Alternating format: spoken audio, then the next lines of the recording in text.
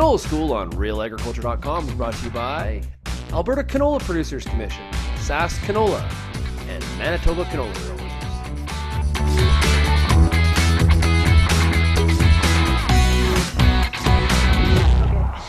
Okay, so we're back here with Sean, and this time we are in a stubble field full of all kinds of trash. The first thing that we should discuss is, why is trash management so important?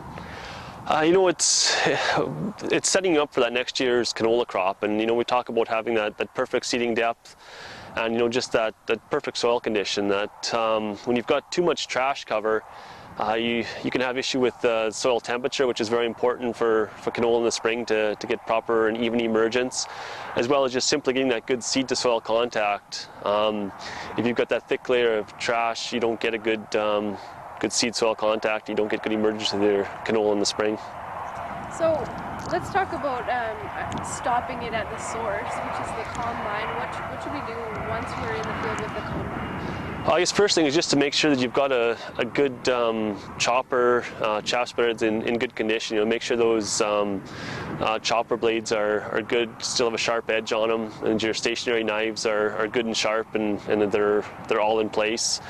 And after that, just making sure that you're actually spreading that straw the full width of the cut, getting a proper even coverage, which is takes a matter of time. Setting those chopper fins so the distribution's even, as well as adjusting your tailboard, and just making sure that your swath width and your spread for your chaff and straw are equal and even.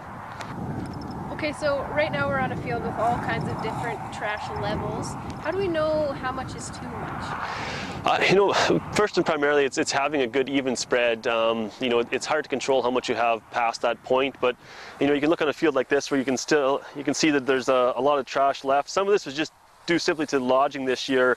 It was impossible to pick up all that straw, so it's just a matter of it wasn't cut, which is a difficulty in itself. That may be something that has to be dealt with in the spring with something like a heavy harrow, just to simply break it up and move it. But if you can't see any black ground and you've got a fairly thick layer of trash, that's going to be an issue in the spring, because that's going to be almost impossible. Even once the hoe runs down, you're going to still have that trash cover, and you won't get that good soil warming or a good seed to soil contact.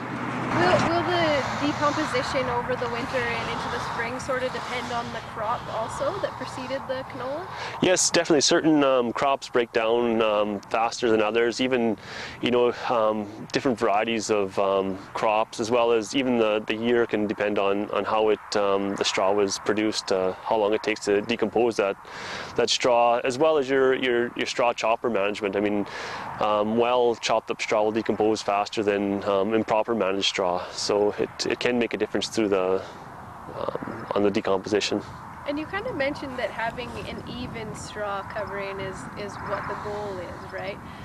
So how, if it's too late and we've seen this mess, what do we do to remediate it?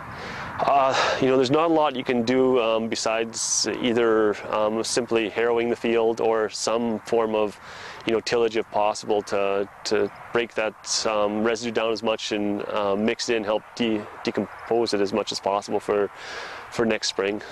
And should we be doing that in the fall or in the spring? Ideally, if it's warm enough in the fall, you can actually still get good breakup. It's a good time to do it in the fall, but a lot of times we run into late October. Sometimes you end up making more of a mess. When you've got those cool days, the straw just simply won't break down. So if possible, fall would be best, but a lot of times you're waiting for that warm spring weather. Thank you so much.